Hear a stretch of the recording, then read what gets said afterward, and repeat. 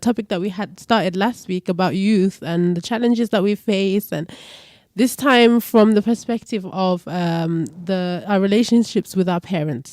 And I've got two young ladies here today. So I'll start with you, Fatma, yeah? So can you introduce yourself? What's your name?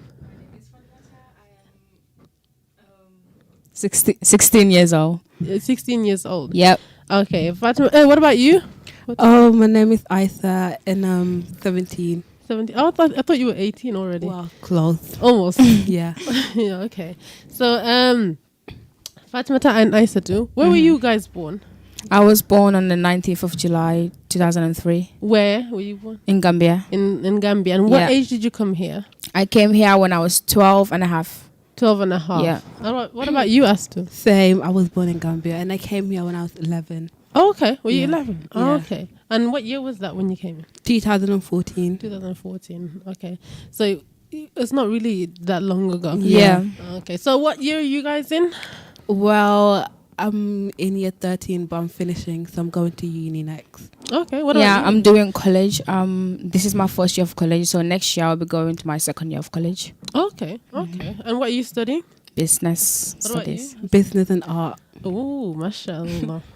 I know that you are quite good at art, isn't it? Yeah. Yeah. Mashallah. And how was that, by the way, choosing art with the parents there as well? Because I know that in our background, in our countries, and last week you were on here and you were talking about parents and how no, we were talking about being young and the influences that come that we have to face, and how to how to navigate through those the challenges that face us, right? And today we're going to be talking about it from a parent's perspective. And now that you said that you're doing art, that's really interesting. Mm-hmm. How was that when you chose art? It was fine because my parents saw that I'm like quite good at it. Yeah. So they were like fine with it, but I'm pretty sure they were like me to do other stuff that was like more.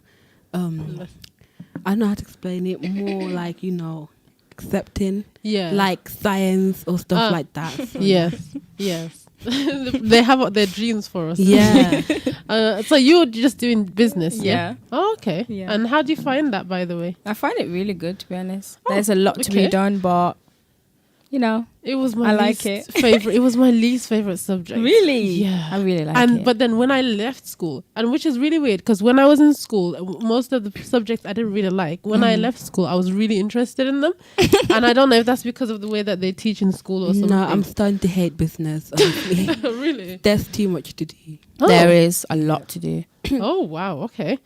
When I did a business course after school, and I thought it was a bit. I found it much more interesting and like concise, because it was very small, and it was like, okay, this is what you do, this is what you do, and it's very practical. And I was like, okay, this is interesting, not like the one how we used to do in school. But yeah, so today we wanted to talk about the relationships with our parents, and we just touched on that a little bit, and making choices as you're making at the age of 17, deciding to study art and business. And do you know what you want to go into? Yeah. What do you want to go into? Interior design. Ooh. Yeah. Okay, mashallah. What about you, Fatma? At the moment, I'm not really sure, because I'm the type of person that makes decisions at the last minute. If you get what I mean. Like me. Yeah. Yeah. I don't really I'm not really sure at the moment, but I would like to go to university. Yeah. Okay. And do more. Maybe that's law or fine, something. Yeah. That's perfectly fine, because you're really young. I think we're expected to know so much Yeah. nowadays. Yeah. We're expected to know everything that we want to do with our lives and all that kind of stuff. Okay, so what we're gonna do, we're just gonna take a little break. We're gonna play in the sheet, and we'll come back and start with the topic, inshallah. Yeah. Okay. Bismillah.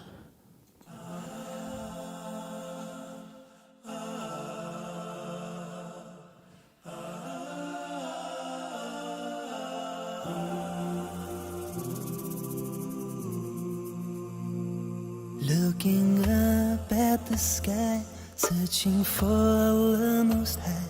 He rejected the way of worshipping gods of clay. Prophet Ibrahim knew that Allah was near, and that the heart of a Muslim is sincere. Under the hot-burning sun, he declared God is one. Though with stones on his chest, his iman would not rest. The mu'adhin knew that right will conquer wrong, and the heart of a Muslim must be strong. It's the heart of a Muslim through the guidance of Islam that makes you fair and kind and helpful to your fellow man.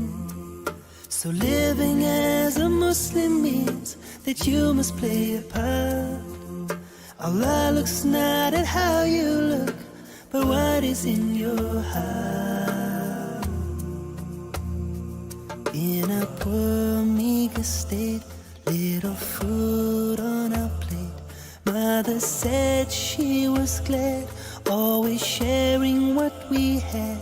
When I asked how can we share what's not enough, she said the heart of a Muslim's filled with love. He said it's time you should know, you will learn as you grow, that some people around will do what's bad to bring you down. Father said to be a star that's shining bright, for the heart of a Muslim does what's right. It's the heart of a Muslim through the guidance of Islam that makes you fair and kind and helpful to your fellow man. So living as a Muslim means that you must play a part. Allah looks not at how you look, but what is in your heart. So whatever you do, make sure your words are true. Honesty is the best, because life is a test. Even if it hurts so much you want to cry, for the heart of a Muslim does not lie. It's the heart of a Muslim through the guidance of Islam that makes you fair and kind and helpful to your fellow man. So living as a Muslim means that you must play a part.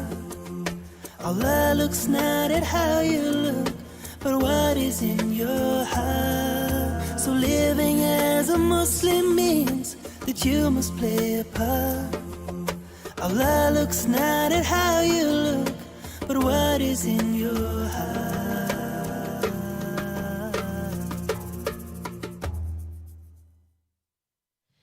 Okay, assalamu alaikum. So we're back and we're going to be starting our topic now. And the first thing I wanted to talk about, I wanted to ask you girls about the time that our parents have. Because I think a lot of us have working parents, whether it's your mom, your dad, or both of them. A lot of them are just kind of working, trying to get by. And when we have that, one of the things that happens is they go to work and they come back home, and there's not enough time that they have to spend with us, right? And I think that eventually will influence kind of like the ways that we see ourselves. We don't get to see role models enough, because they're out all the time, and a lot of children will spend their time from the beginning of their lives in nurseries, and then in schools, and then after that it's just after school clubs and all these kind of things. We're occupied with so much, but then we don't get enough time to see our parents, to have them model the right behaviors for us, so that we know how to behave, especially as Muslims, as young Muslims. And I know from the backgrounds that we come from, coming from a different country, it's not like that. We have adults everywhere, not just our parents. Firstly, it's like the whole place brings you up. The whole neighborhood will be around you, and you get to see your grandparents, your aunties, your uncles, everybody is around there. And whether there'll always be someone that you can take to, that you can feel close to, and you can look up to and decide, okay, this is the kind of person I want to be like. But then when you're here, oftentimes you don't get a full picture of any kind of person. It's always a little bit here, a little bit there, and a little bit there, and we're always missing that ability to be able to decide, okay, this is the kind of person I want to be, because we haven't seen a full person because there's not enough time. And because of the lack of time, there's also a lack of bonding, right? Yeah. And when we talk about bonding, because you can be there, some people are there, but they're not really there. Yeah. You know what I mean? Yeah. Because there's some people that some parents are there and they're cooking, they're cleaning, they're telling the children do this and do that.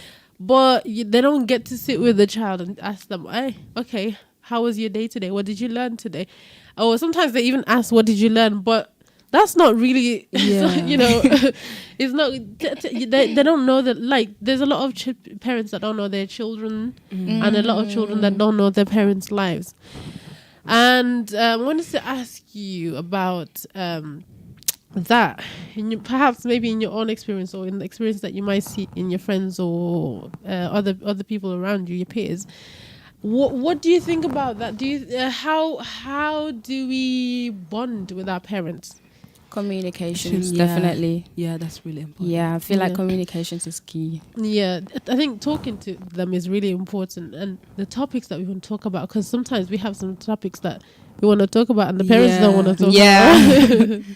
And that's really difficult because there's so much going on. There's so many things that happen around us in our schools, in our high schools, especially in the high schools. And the parents we don't get prepared. We don't get told, because sometimes they don't know. Because they come from a different country and they don't know, okay, this is what happens. Because I think if they knew, sometimes they'll just lock us up in the house and not let us go anywhere. Because that is true. So I feel like to have that bond with your parents, like, they need to be open-minded to talk to you about anything. I feel like that's really important. Right. Yeah, basically. Yeah. And what other kinds of topics that you'd say need to be talked about when it comes to parents and children?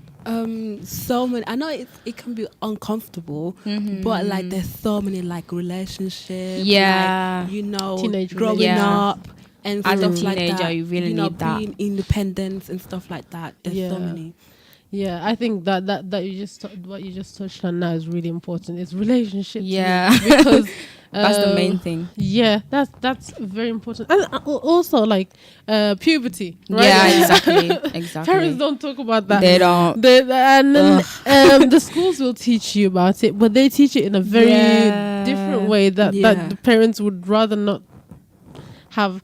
But then they don't teach you. So what you're supposed to do, you kind of just go to school and listen to what the teachers say, and you take it as a matter of fact kind of way, like this is the scientific way, what happens, but then as a human being, then you come and you see when you're experiencing certain things, then you're like, okay. I feel like they don't teach you, they don't like tell you, but they expect you to know. I feel like that's unfair.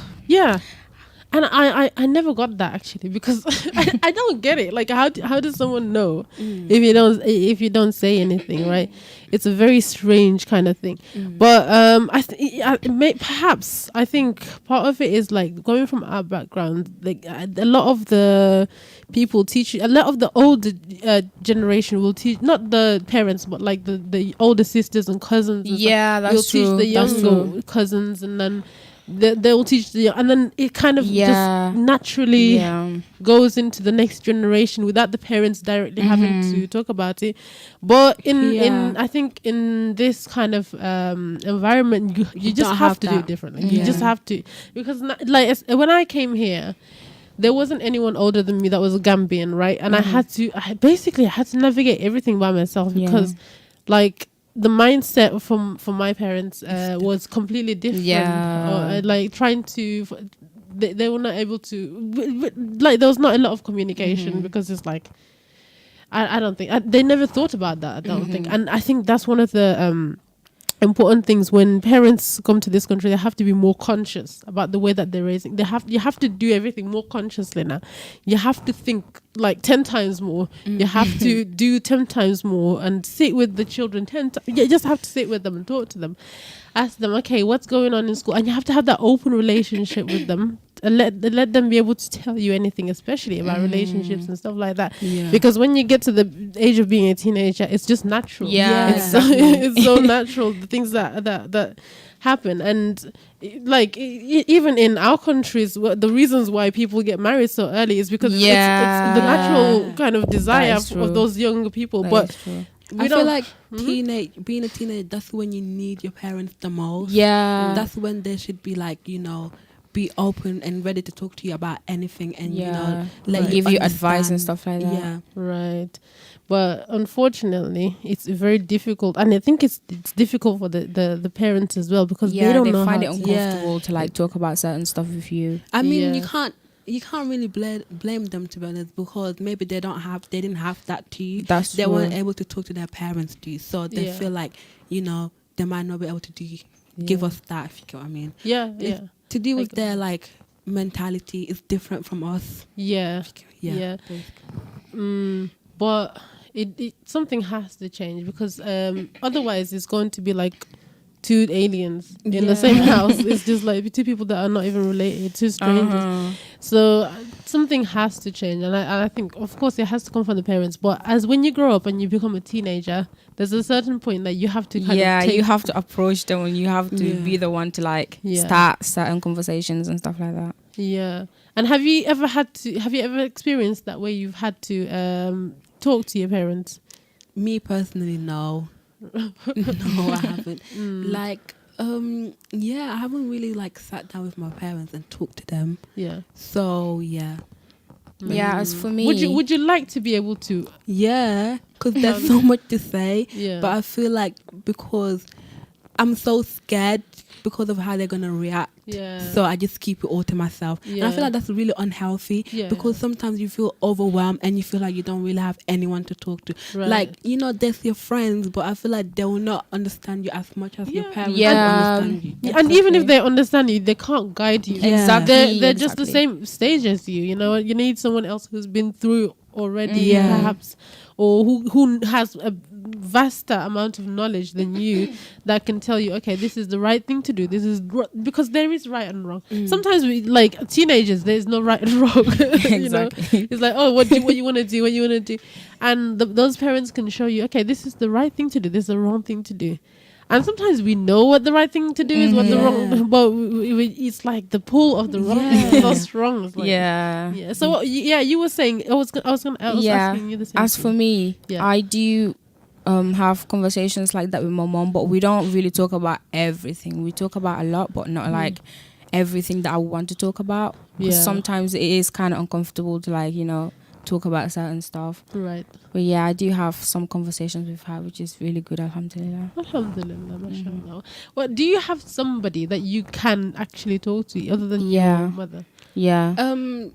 Not really. I feel like the only person would be her. Yeah, yeah. Honestly, I feel like she's the one that gets me. Okay, Apart from like my That's parents. so cute. I know. Yeah, but even though that's good, but I Yeah. feel like, Yeah. I need to have that with my parents. It's like really important. Yeah. That will be able to help me bond with her even more. Like Yeah. Because that would really. Yeah. I have Yeah. my older sister that Yeah. I talk about with stuff, even though she's all the way in Gambia, but she gives me a lot of advice. Yeah. I go to her a lot, like to talk Mashallah. about things. So I'm glad Like for me, I've got her. I don't really have an older sister. Like I'm the Right. oldest, so like Yeah, like me. yeah, like so like it's really hard for me to like Yeah. because sometimes I feel like I don't really have that person. You Yes, get what I mean? yeah. Basically. So it does feel overwhelming. Yeah. Did you always grow up with your mom, by the way? No, Okay. I used to live with my dad. Oh, Then okay. I live with my mom now. Okay. Yeah, for 'cause- me it's the opposite. Oh, okay. Because I'm thinking, like, for me, because you said that you don't have that person, and neither did I when I was young. Now I would say I do have that, but when I was younger, I definitely didn't have that, because I was like one of the first Gambians to be in Wolverhampton. Yeah. And there was no girls. There was 2 boys, but there was no girls, and I didn't have that kind of friendship, and I didn't have the older sister, like auntie, anybody that I could talk to. But one of the things that I could always fall back on was because I was raised by my grandmother back in Gambia, and she was very open with me. I think I also think it's easier for grandparents to talk to grandchildren. Yeah, Don't you think? I think so too. So because That is true. even though I was very young, my grandmother was really open with me. Yeah, She same. I remember I remember used to when I used to have like certain conversation with my grandmother that I would never have with my mom. Yeah. Like she used to be really open with me. Yeah. That it's really strange. And I she know. would teach me about a lot of things that even now I'm like, how did she teach? Because I remember knowing certain things were wrong, certain things were right, and I'm feeling that sense really strongly. But now I'm like, okay, how do I teach my children? Because I've kind of forgotten how she taught me and put like that sense of right and wrong in me. But it was the way that she did it, and she did it with so much patience and so much like love, and I felt so loved and adored. I felt so important. I know. It really helped me to have that kind of self-respect through my teenage years, even though it eroded a lot. But and I have to rebuild that again. But that kind of sense of self-respect when I was amongst my friends, I remember when there was a lot of influences when it came to relationships, when it came to smoking and drinking, all that kind of stuff. And I remember I never had the desire for those things. The reason being because my grandmother taught me that being a follower was something like icky, something disgusting. Yeah, my mom tells me that as well. My mom teaches me that as well. Yeah, and I think it's really when you teach someone not to do something, like teaching them not to smoke or drink or something like that. Yeah, it's good to say, okay, this is damaging to your health and all that kind of stuff.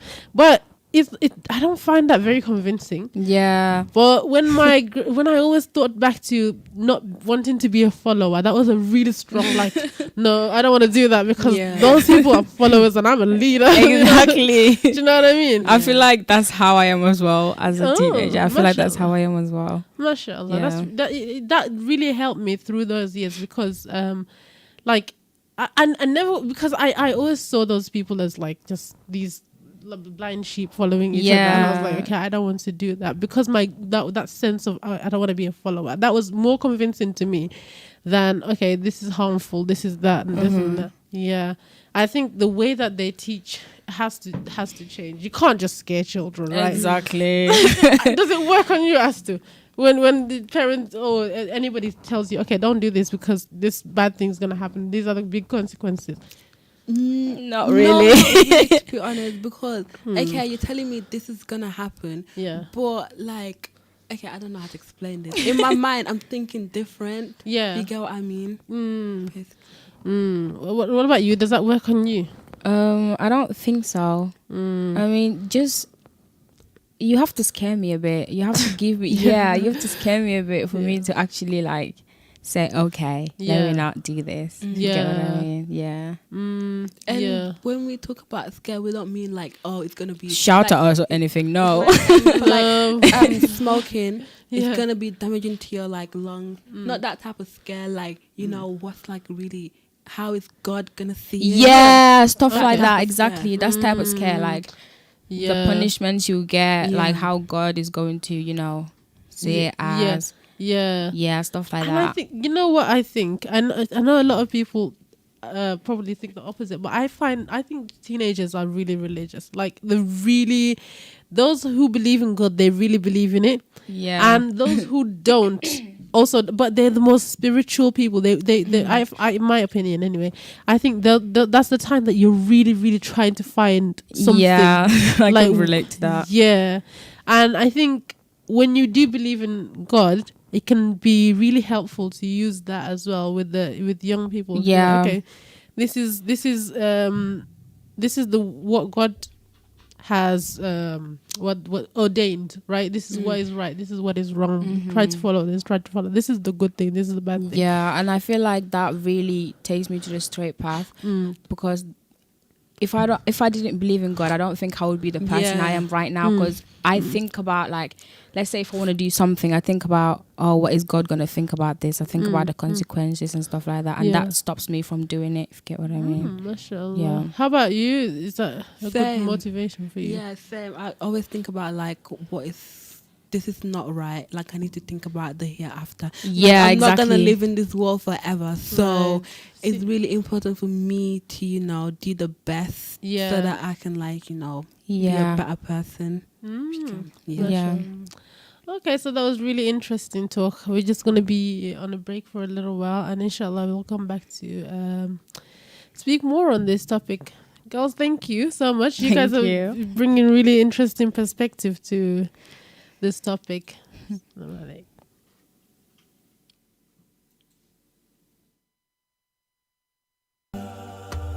And that the heart of a Muslim is sincere. Under the heart-burning sun, he declared God is one.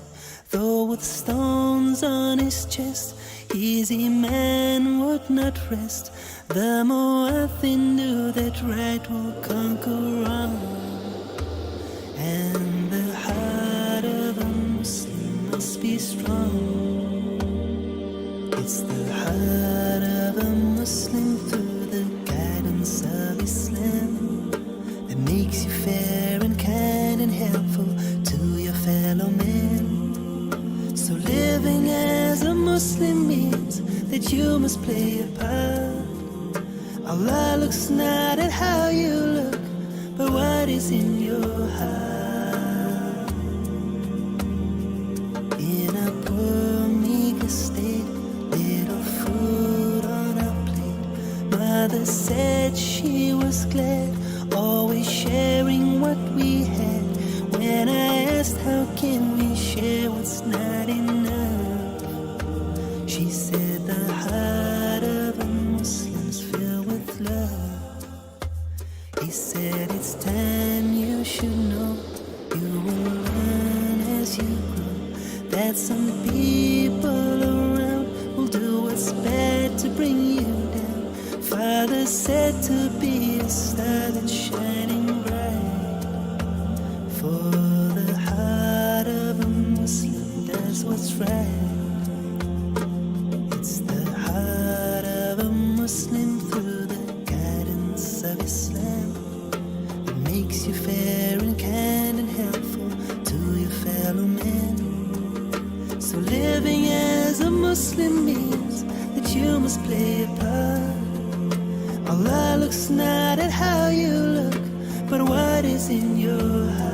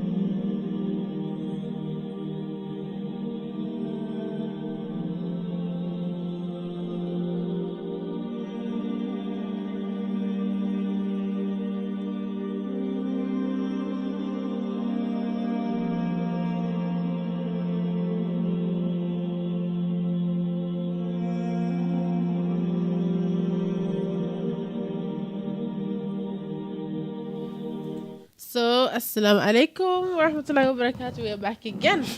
And so this time we're going to touch into like specific topics, right?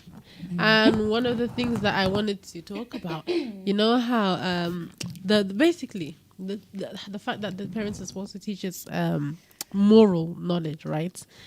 And when it comes to morality, right, I think we're just kind of expected to know, right? One of the things I found that in our cultures, they teach us how to clean, right? Especially girls. Yeah. They teach us how to cook. They teach us how to, I don't know. What else do they teach us, guys? Clean, cook, well, not really be Study as well. Yeah. Studying. Constant revising. Yeah. No stop, no break. They just Right. want you to be doing stuff all the time. Yeah. But it's not often. I don't feel like it's very often when the parents will sit us down and tell us, you know, it's really important to be honest. Yeah. Yeah, exactly. Yeah.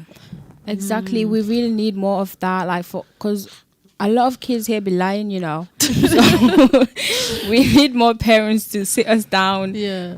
teach us how to be honest, and like, because honesty always, because when you lie, no matter what happens, people always find out at the end. Yeah. So our parents really need to teach us that, like, just be honest and just even if like you're guaranteed 100% nobody's going to find out. yeah. It's still People- not good. Do you know yeah, what I mean? exactly. It's still not good. And Exactly.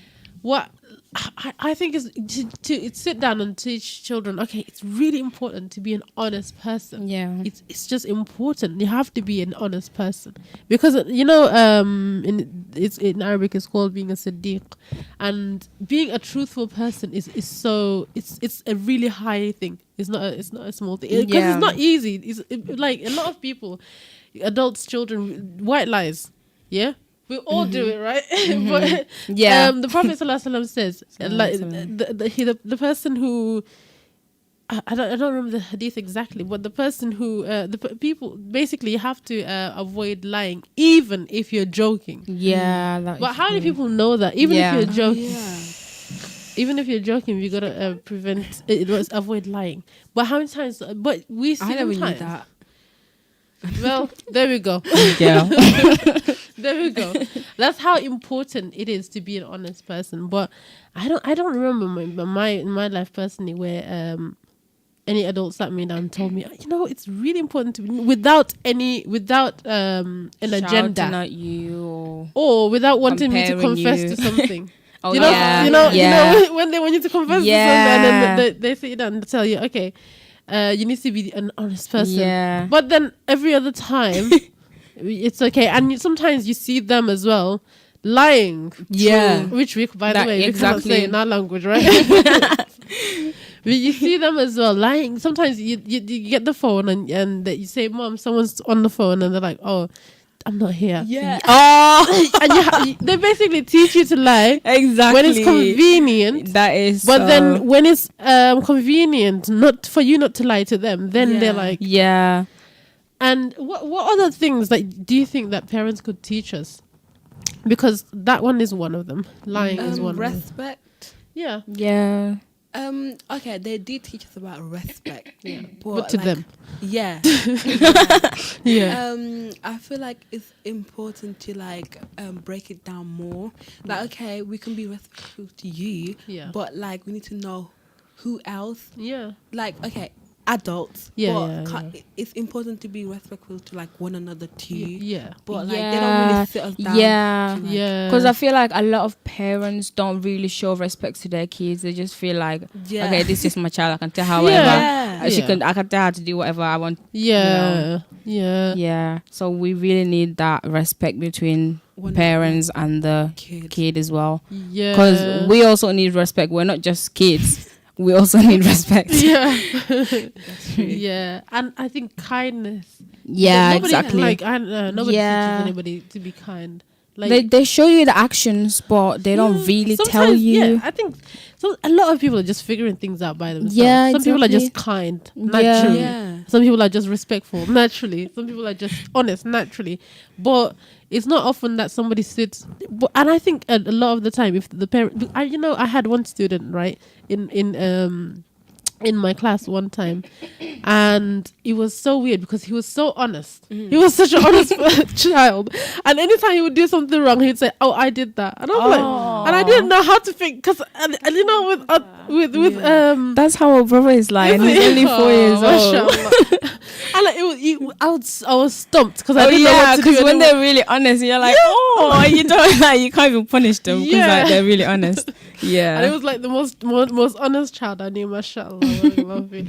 But also like being kind is important. Like for me, I would say I'm like too nice. And I don't know if that's a good thing because I feel like sometimes people can take advantage of you. Yeah, that's something I really try not to happen because it happened in the past. And now if someone tries to take advantage of me, I just go off. And I don't know become crazy when someone is taking advantage of me because I don't know how to like say no. Right. Most of the times I have to figure it out for her. I think parents have to teach you how about exactly being more assertive as well. Oh yeah. If they can teach you to be, it's okay to say, because I think parents don't let us say no, right? Yeah. And once you basically teach a child that it's not okay to say no, because if you say no, then this bad thing is going to happen, then the child is like, okay, I don't want that bad thing to happen. So you grow up into an adult who's unable to say no, unable to refuse anything because you feel like something bad is going to happen. You don't want disapproval from people. You don't, because it's such a painful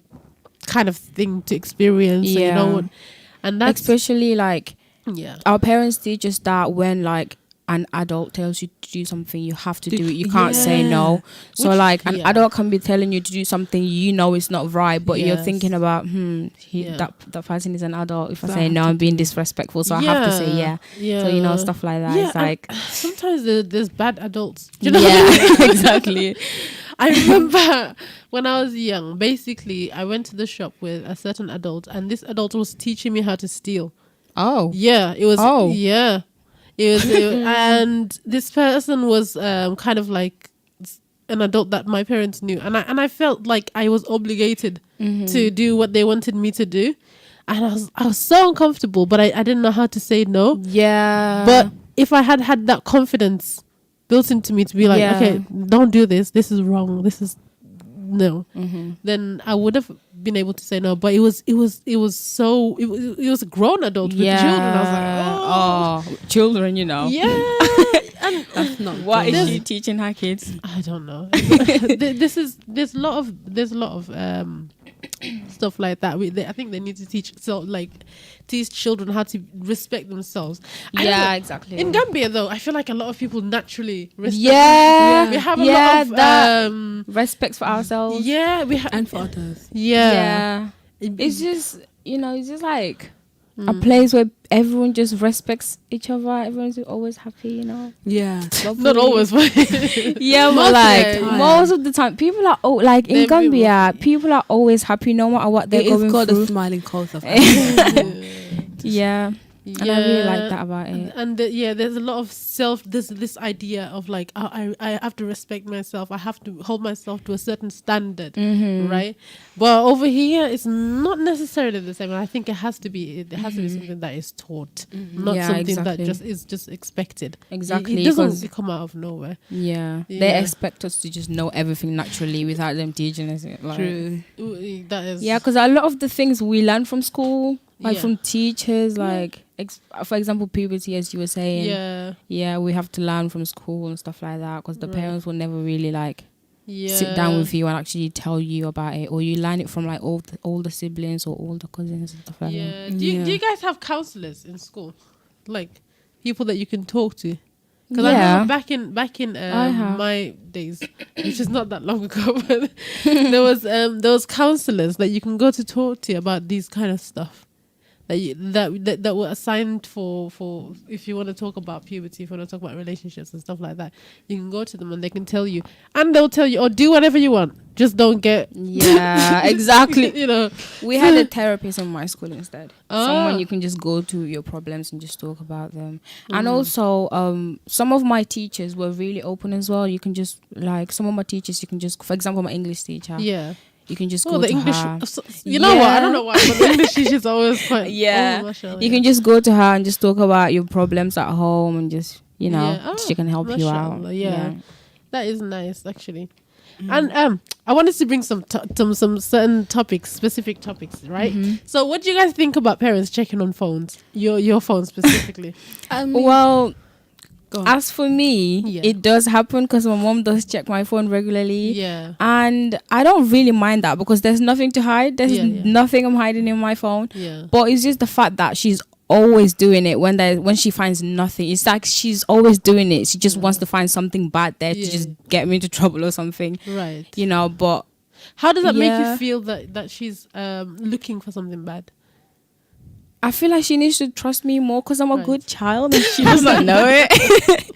You know, my parents don't see how good of a kid I actually am. And it's a bit annoying sometimes, you know. Because sometimes when you compare yourself to other teenagers these days, it's like you are actually a really good child. Like, my parents, they don't see that. I mean, for me, it's important for my parents to check, but like they don't have to do it in like the sneaky. You can just come ask me.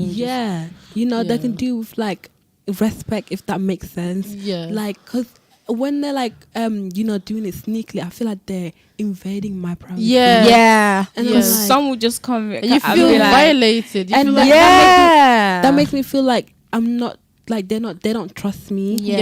And you know, that's kind of sad because I want my parents. I had this conversation with my dad the other day. When my mom checked my phone, it was like 2 weeks ago or something. And I was just like kind of annoyed of how my mom was always checking my phone, and I didn't want to unlock my phone, and he was telling me to unlock it. I was like, no, she's always checking my phone. And then he just spoke to me about like how as a teenager they can't trust me like fully. Right now they have to, you know, make sure I'm safe and checking my phone, and I understood that. So you know, having that conversation with him kind of helped. So you know, conversation is key.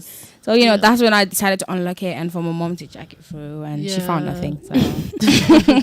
And to be honest with you, if a teenager wants to be sneaky, you're not gonna find anything. Exactly. You're not gonna find anything. At the end of the day, even if there was something to hide, I'm like, I've already hid it, so you're not gonna see it. So, it's kind of like, I won't say pointless, but it is kind of pointless if you like checking your kid's phone. But I want to get back to the point that you just made about when you had that conversation, because it's nice to know their perspective as well. I think we don't realize the burden that they have, the responsibility. It's a lot. Exactly. Providing for your child, trying to guide them, trying to make sure that they don't do the bad things that are gonna, you know, that they're not gonna suffer, that they're not going to embarrass themselves or embarrass you. And it is a big burden that they have to think about all the time, especially because they have more than one. We only have one dad, but they have so many children. They have to do that with all of them. It is a big burden.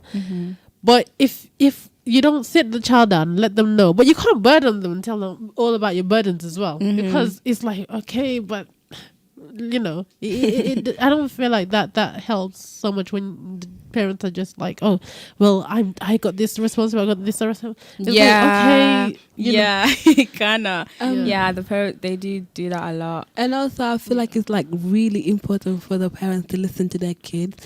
I know sometimes they think that we should listen to them, what they're saying is right, but sometimes it's good to listen to your child. It's really important, and because also you catch so much that you wish that you knew. They also get triggered when you're trying to tell them something. They're like, are you trying to tell me what to do or something? I'm like, no, I just want to have a conversation with you. Like, I feel like that's why we can't really have a proper conversation with them, because they get angry or they feel like we're challenging them or being disrespectful. They don't like a debate. They really don't. No, they feel like you're calling them a liar or something. The debate is, I think I think challenge is probably better, because if you're debating, you're gonna lose. Exactly. They're always right, even if they're wrong. Always. Debating with your parents, you're going to lose. I know. I think if you're just talking to them, trying to connect with them, it will help. Yeah, but it feels good when you win the debate. Oh, it feels good. But then if you by winning, sometimes you can lose a relationship. Do you know what I mean? You can break a bond. So it's important to just try to connect with somebody more than just to win over them. But about the privacy, I think more you might not agree with me, but I think more parents should check more phones more often. But in a way, like when you said that your dad talked to you, I think that's a really important component of it, because if you don't talk to your children, and they don't understand why you're doing what you're doing, and sometimes like you haven't taught them something, and then you see something, and then you just explode. Exactly. Like, oh my god. Exactly.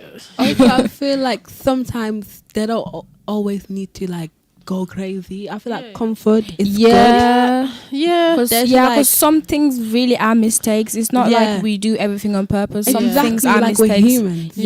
We make mistakes and we learn from them.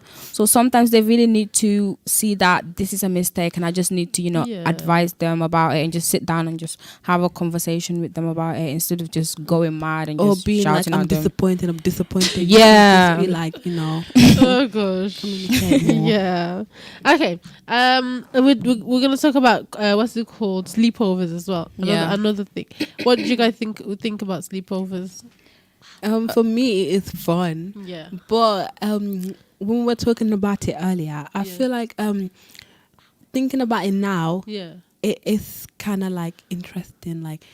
Like you said, there's more the stuff that go on that we don't really notice. Yeah, exactly. Like, kids can be sneaky sometimes. Yeah. So it is really important for like, an adult to be there. It's something that I am in this culture. It's for some reason really popular, and a lot of children go to sleepovers and they feel like they're missing out, and that's really difficult for children when they feel like they're missing out. And the parents want to make sure that the children don't miss out, right?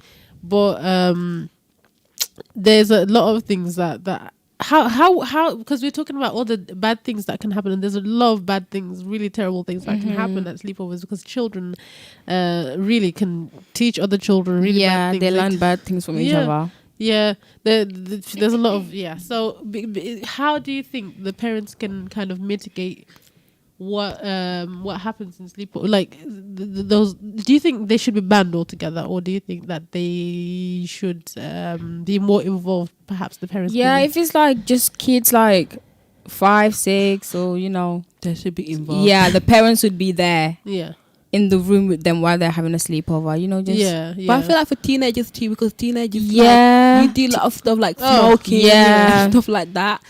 So it's also important for them to get involved with teenagers as well. I mean, you can give I don't even think teenagers should have sleepovers anymore. You think? Because it's still hard to control them, and the parents you can't be there, and that's going to be very uncomfortable. You might as well just wait until you're 20 or something, and then you go to sleep. But otherwise, I don't know. Yeah, that's true. But for me, honestly, the sleepover I've been, they're not really like anything bad, to be honest. I've only been to her house for a sleepover. Me, I've been to other sleepover, but like, okay, I would say 1 or 2 are bad, but not like all of them. And even if they're like bad stuff, I always like make sure I stayed out of it. But not everyone can do that, right? So not everyone has that sense of, okay, I'm not gonna do this. I don't really think my parents will actually let me to go to like our friends other than us to sleep over. Apart from her, no one else. Literally, no one else. Oh, okay. So, how about responsibilities in that responsibility? Because they teach us a lot of responsibilities. They teach us sometimes they don't. Sometimes they teach us how to do things, but they don't teach us how to be responsible. They don't. They teach us how to wash the dishes. Like we were talking about chores and stuff like that. But then there's more to it than just washing the dishes and cooking and stuff like that. What about decisions when it comes to choosing your schools and stuff like that? They should really let us do that more often instead of them trying to choose it for us, because it's our life. Exactly. You get what I mean? It's our future. It's not theirs. Because I feel like a lot of parents try to choose you, like try to choose for you. Choose it for you because of their own good, not because of I mean, they can advise us, but that's all you need to do, advise. And if we want to take it, we will, but you don't have to force it into us, like telling us, oh, you need to pick this, because this and that. Like sometimes you never know what the kids actually want to choose. There's more opportunities. Sometimes the child's not good at what you want them to be good at. It's just simply exactly. not. You know what I mean? Because they feel like you should be good at everything. For example, when they're good at something, they feel like you should be good at it too. Like everyone has their weaknesses and their strengths. So it's not like we can be good at every little thing you're good at. Like there's things I'm good at that you're not good at. I don't know about you, but I think like some parents, because they didn't have certain opportunities, they want to live through their children. Yeah, that is so true. And and then they push you so hard they end up breaking you. Yeah, that is they just want you to do everything that they were not able to do. Yeah, and it just causes stress, and at the end of the day you just feel like not even doing it anymore. And that's not fair. I feel like nowadays you can go to university at any point, so if you really want to live that dream, you can go and do it instead of making your child obviously like you have kids at home, responsibilities, that's true. You have jobs and stuff like that, so yeah, that's true too, but it's just not fair that they want to force it into that is very true. I think teaching children to be responsible is really important, but it's not just chores. I think we get caught up in those kind of things, but we don't tell them. Especially from like our background, from our traditions. Like when there's like a boy and a girl in the house, the girl has to do everything, and the guy is just there playing PlayStation or something. And that is really annoying because I feel like they just get it in your head like, if you don't know how to cook, you're not gonna have a good husband or something like that. Especially African.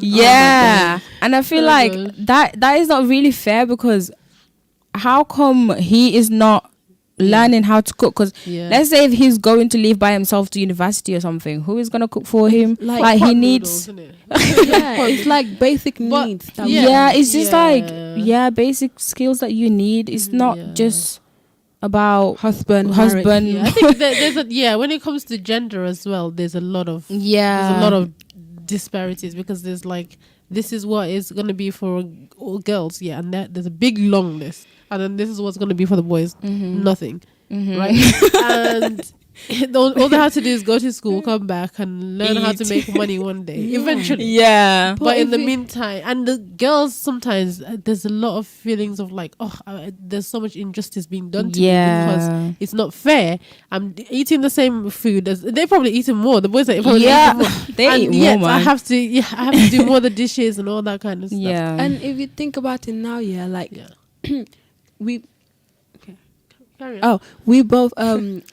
we both work. The girl work, the boys work. So why can't like we both cook? And clean? Okay, so girls, we've finished because the time is finished. And inshallah, next time we'll talk about more. Inshallah. So, assalamu alaikum.